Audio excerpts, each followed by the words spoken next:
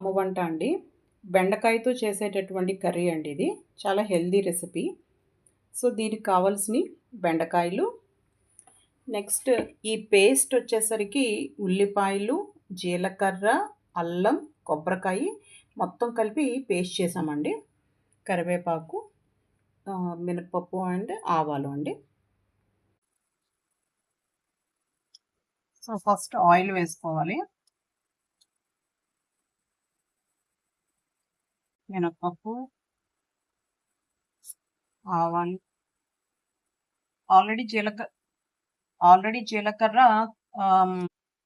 Onion పేస్ట్‌లో వేసేసాం కదండీ! So, ఇప్పుడు మళ్ళీ వేయనవసరం లేదు.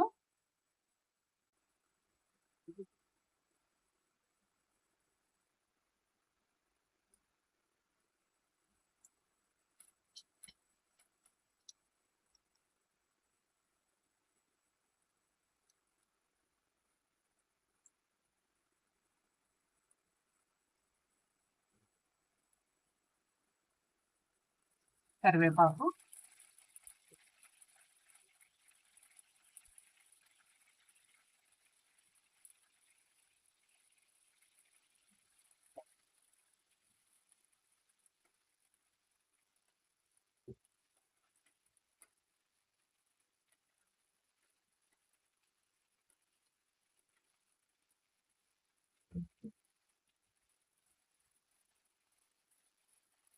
కొబ్బరి కూర వేస్తాం కదా! చాలా టేస్టీగా ఉంటుందండి ఈ కర్రీ.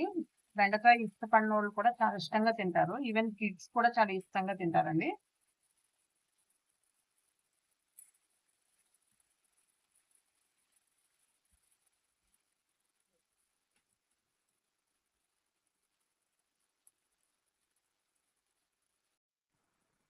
సో, ఇప్పుడు ఒకసారి లిడ్ చూసి కొంచెం మగ్గాక ఈ ఉల్లిపాయ కారం అందులో వేసేసుకోవాలండి.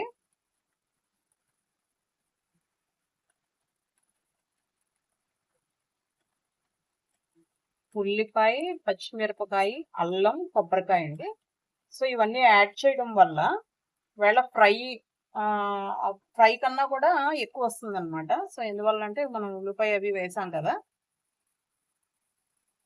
టేస్ట్ మాత్రం చాలా చాలా బావుంటుందండి. కంపల్సరీగా ట్రై చేయండి. సో, కొంచెం బెండకాయలు మగ్గేంత వరకు లిడ్ పెట్టుకోవాలి. లిడ్ పెట్టుకున్న తర్వాత ఈ ఉల్లిపాయ కారం వేసి స్ప్రెడ్ చేసేయాలి. స్ప్రెడ్ చేసి సిమ్‌లో కుక్ చేసుకోవాలి. లేకపోతే గనక కొబ్బరికాయ మాడిపోతుందనమాట.